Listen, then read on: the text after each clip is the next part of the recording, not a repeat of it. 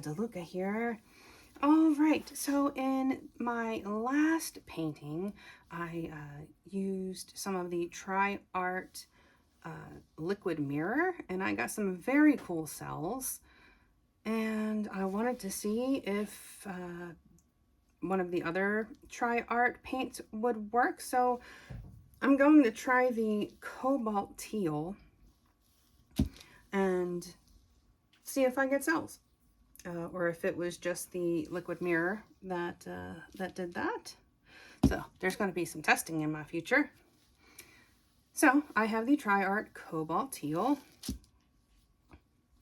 I have this Little Piggy Persephone. I have Modern Masters. And this color is, what is it? Venetian Blue. And it is a really gorgeous blue. You can see even with the Floetrol, this is like super vibrant. Typically, especially with metallics, the Floetrol will kind of dull it a bit, but that paint seems to withstand. And even the This Little Piggy pigments, you can see the Floetrol kind of dulls it a little bit, but you can see where it's kind of dried up there a little, that it's hopefully you can see that it is a very vibrant magenta color. This is Titanium White from Amsterdam with a little bit of the Cobalt Teal added to it. How these paints were mixed. This was mixed 1 part paint, 2 parts Floetrol.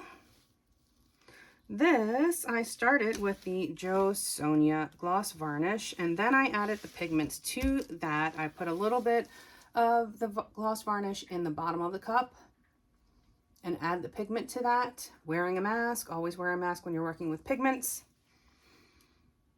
And then I added some golden regular gel matte to that to give it the consistency of, oh, it's a cat here, to give it the consistency of a tube paint.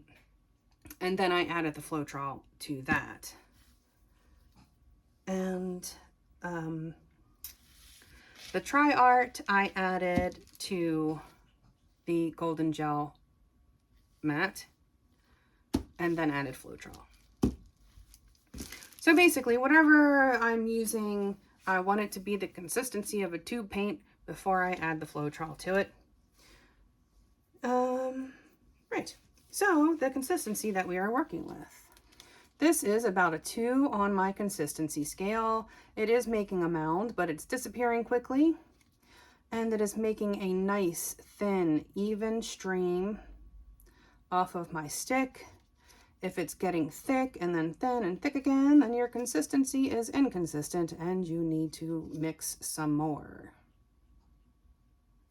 Before we get started, have you seen the Fluid Art inspiration cards? If you have, you can fast forward about a minute, but if you have not, what we have are 52 cards. There are 42 technique cards, and each technique card has an associated video here on YouTube that gives you the exact paint brand, consistency, the colors, the recipe, all of the things that I can't fit onto a card. This is a picture of the painting in that video.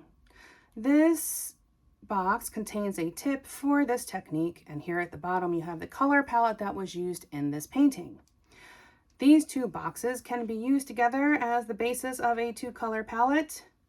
You can use all of those colors, just use some of the colors, and ironically, these are the colors that I'm using in this painting. That was an accident. Look at that. But yes, you can use these 2 colors. You can build off of those colors. And there are 8 bonus color palette cards. Each one has 5 color palettes. You can use all of the colors or just some of the colors, mix and match the bonus color palette cards with the technique cards, and you have more combinations than you could ever paint in a lifetime. These are available at my website, ginadeluca.net, and also at amazon.com. All right, the first thing I'm going to do is add some paint to my cup to make sure that I have enough for my pour. When I'm going to lay down my base coat, you'll notice that my sides are already covered. I do that because I am mixing these paints pretty thin, and I am using Floetrol, and that combination can not give you the greatest coverage on the sides, so I prefer to just cover the sides before I paint than to have to come back later and touch up the sides because they don't look very good, or because you know, yeah, so because it doesn't look good. And then I also don't have to worry about putting it in a frame because it's already been taken care of. I lay down a base coat because I want the paints to slide around evenly and easily. And if you don't lay down a base coat, something has to stick to the sides or to stick to the canvas first. And if it is not your base coat, it is going to be your poured paint. And sometimes the coolest things happen on the edges of your poured puddles. And if you don't have a base coat, the center of your poured puddle will roll over the edges of your puddle and you will lose the edges. If you're using a base coat and that's still happening, you're probably tilting too fast, or your base coat has set up on you a bit and you might need to touch that up, zhuzh it up. Going to pop the bubbles. Oh, Bernie 2 times, never likes the first try. Well, not typically anyway. Can't say never, but it's a rare occasion. All right, my base coat is down. Let's put some paint in a cup. I'm going to start with the pigments, and I'm going to pour from up high. I want these paints to sink and churn and blend. That is how I get the bolder cells.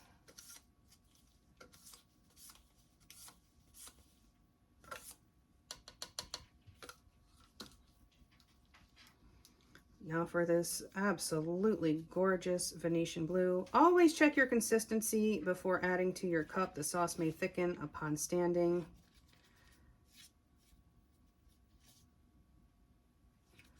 All right, looks like we are good.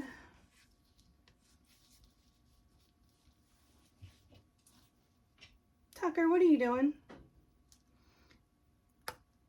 That cat is always getting into something. Heard a bunch of clanging down here last night. He was crawling on the top part of the ductwork, which was making it very loud throughout the house because it was just kind of echoing through all the vents. I was just like, what the heck is that? It's just Tucker being Tucker, doing what Tucker does. All right, Tucker, Tucker.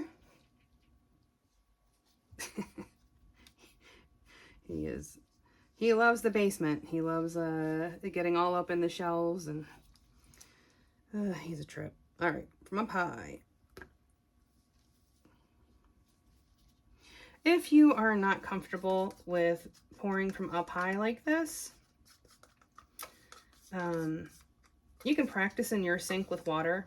I was a bartender in another lifetime, so, or what feels another lifetime. So it doesn't feel weird to me, but it might be a little unnerving for some folks. Is this gonna sell? I don't know. We're gonna find out. I'm going to put some of the base coat on top just so if it can react, it has something to react with. Alrighty, let's make a mess, shall we?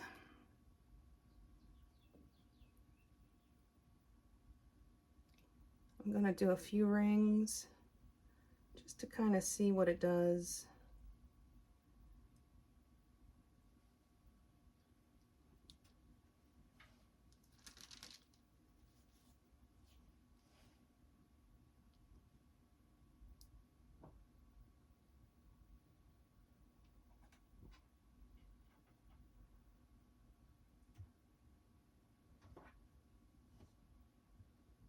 I'm just going to do some wiggles here. And some rings. Just trying to make the center interesting because that is typically what becomes the focal point.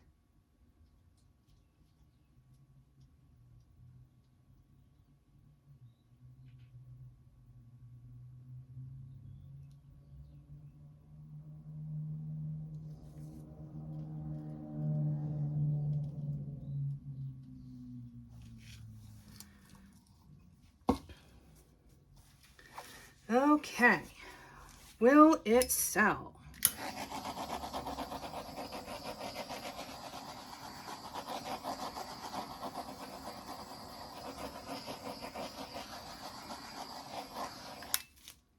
So I see some things popping up.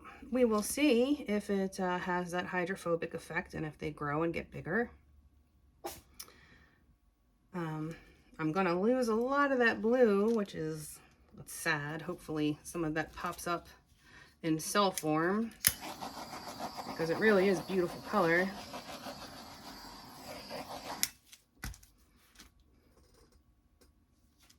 And if you see what I'm saying, how some really cool stuff happens on these edges. And if I'm using a base coat that is, you know, the color that's in my painting, then that gives me the option of having negative space, and it will flow visually.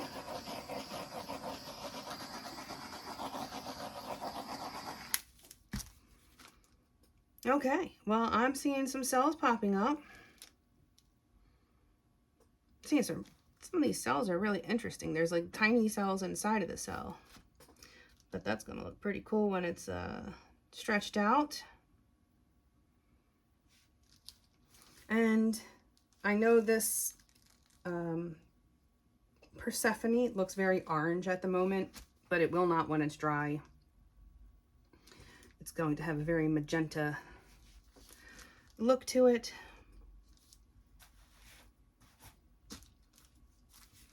All right, we have cells. We have cells. This is very exciting.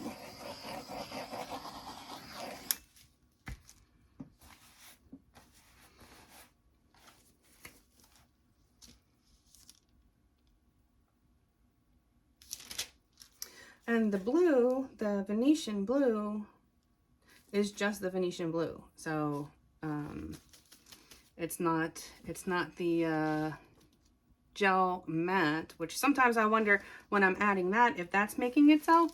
It could. That could be the case because it's matte paints and glossy paints together, and if I'm adding enough of the matte gel, then you would think that that should make it matte.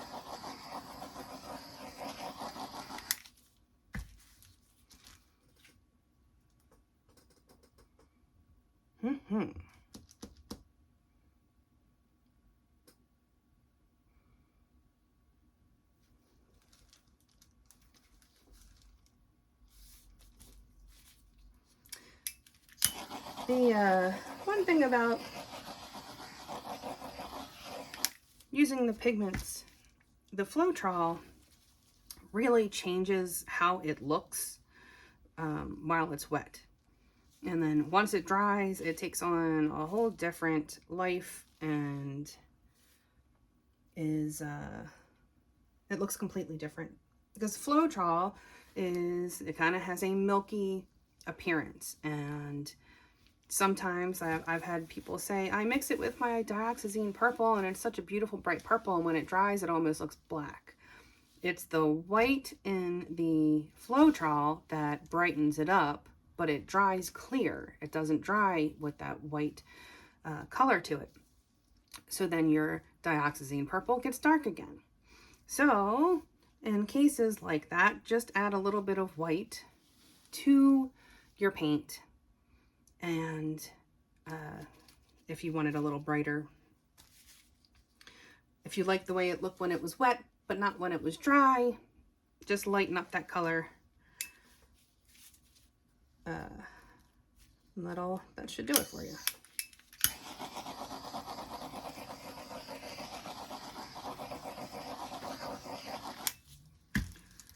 So the Modern Masters, this is listed as a satin finish,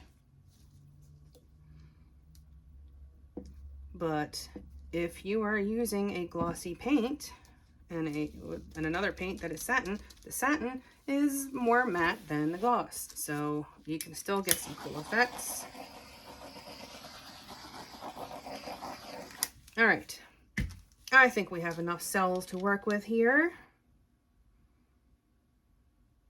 I'm going to give this baby a stretch. Actually, let me touch up any spots that need it. The sides can set up a little bit as it sits. And if you have a dry spot on the side, your paint won't roll over it evenly. It will fight the paint, and it just won't be even. You'll have a little dip in your paint going over the side, which will be visible in your composition. So again, I like to troubleshoot before there's trouble and just make sure everything is good to go before I get started.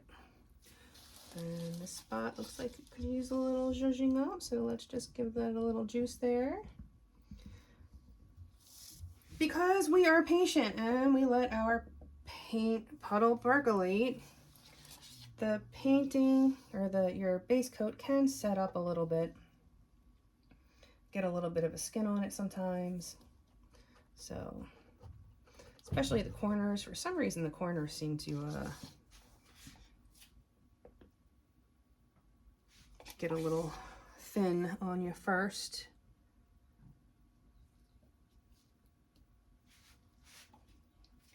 All right, how are we looking? All right, I think we're good. That little area right there. Okay. I'm going to go in this direction first,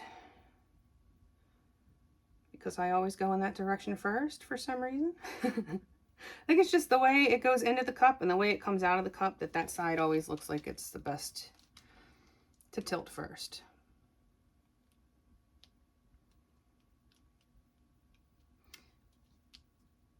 And I'm just going to hit this other corner. Tilting slowly. Patience is your friend. We don't want the paint to roll over itself.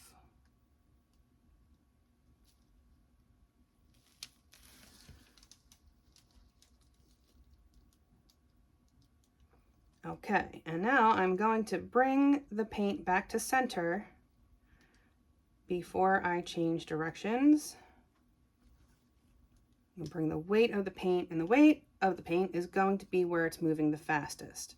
And if you are mindful of that, you can get very specific about what you are tilting off. If there was a spot in the center that I wanted to tilt off, I can make that happen. Or just this corner.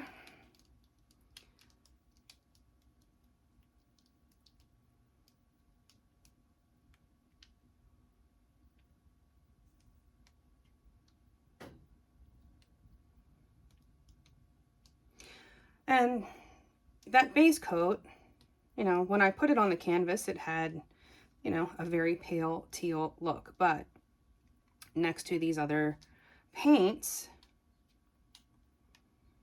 it almost appears white. But if you were to put this on a white wall, it would not appear white.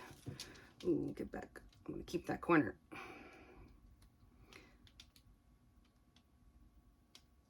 Didn't want to tilt all of that Persephone off, but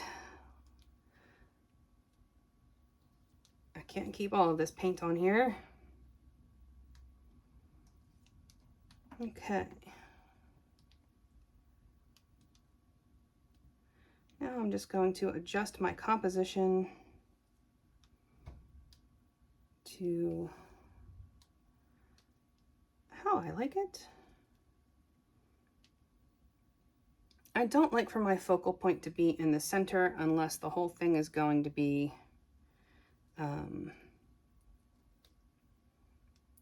symmetrical or like a spiral. Okay. Scooch on up there a little bit.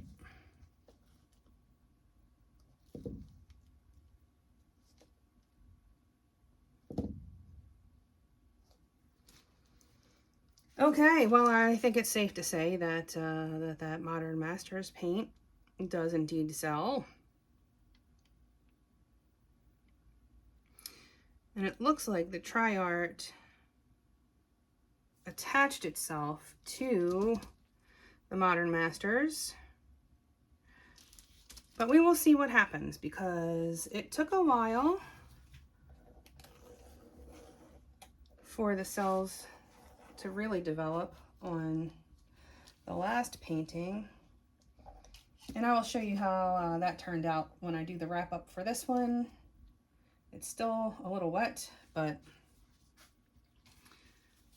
you will be able to see how it turned out. It came out very cool. The mirror, the clouds are very shimmery, which I found to be quite lovely. Okay, always make sure that you scrape the bottom of your canvas because the paint that is dripping will pull the paints from the sides of the canvas, and that will eventually pull the paints from the top of your canvas. So I get the drips as soon as I'm done, and then I will come back in a few minutes and get the drips again. Okay, I am going to let this sit and do what it's going to do, and I will bring you in for a close-up. Back in a few. Okay, here it is. It is safe to say that the Modern Masters paint creates cells. I've got plenty of cells going on here. Once this dries and the Persephone loses the orange and becomes more magenta, that is really going to be super gorgeous. I'll show you what it dries, how the Persephone dries. In a moment, I have a painting that I just varnished that has it in there. And you will see it does not look orange. It indeed does have a very deep, vibrant magenta. But when this dries, that blue is super blingy. So I'm excited to see how this is going to bling. See if I can get a little dried corner. It's hard to tell. But yeah. Some interesting stuff going on there. And I'll show you. This was the last piece that I did that had the liquid mirror. This is still wet, so I kind of have to be a little careful. I don't know if you can see that shimmer, but it is something else. And when this is dried and varnished, it is going to be a stunner. I may actually like this for cloud pours. Well, I can't say better because there is a little, kind of a different effect. It's more sheer and is allowing some cool layering to take place. But that is how that one turned out. Paintings take forever to dry here. I'm painting in my basement, and I did this 3 days ago, and it's still wet. It used to take 24 hours, maybe 36, for a piece this size to dry in the past. Anyhow, there's that. And you can see all the giant cells going on there. Let me show you what the Persephone looks like. So this is a piece that is going to be in my auction on May 18th at 7 p.m. How can I get out? There we go. So you can see that Persephone, that magenta color is really gorgeous. Let's see, I think there was some in there. There it is. It's so hard to capture the bling on the camera, but there's a lot of it in this painting, for sure. There's like some really pretty blue happening in there. I can't remember what color that was. Maybe unicorn. And some cool cells with some of the Persephone mixed in. But yeah, so that one will be in the auction on May 17th, or sorry, May 18th at 7 p.m. There it is. I hope you learned something. I hope you enjoyed. Please do like, share, subscribe, all the good stuff. Help me stay, or get in that algorithm. I have fallen way out of the algorithm. I'm having a hard time breaking 1,000 views with 165,000 subscribers. It seems kind of crazy. Let's see. What else? Check out the description box below for links to my PayPal tip jar if you feel so inclined. Always greatly appreciate it. You will find the link to my affiliates. You also find coupon codes. Fluid Art Company being one of the links you will find. And that is where I got my Amsterdam paints and this Little Piggy and the TriArt liquid glass and the Sonya Varnish. I guess this painting was mostly brought to you by Fluid Art Company. Can you see the dried? The sides have dried, but it's really hard to catch the bling. Anywho, what else is in that description box? My website, GinaDeLuca.net, where you can find my art and music and fluid art inspiration cards. The cards are also available on Amazon. And you will find the link to our Facebook group. Go make some art. Join us there. Post your masterpieces. Ask your questions. Get some inspiration. A good time is had by most. It is the internet after all. Yeah. All of that is going to be that gorgeous blingy magenta when that's dry. Super excited for that. And I'll show this painting dry in some future video when it's dry. 7 weeks from now when it's dry. I'm just kidding. It's probably going to take a few days. So probably maybe Sunday, Monday, somewhere around there. Who knows? All right. That's it for me. I'm just babbling now. I hope you all have a beautiful day. Now go make some art.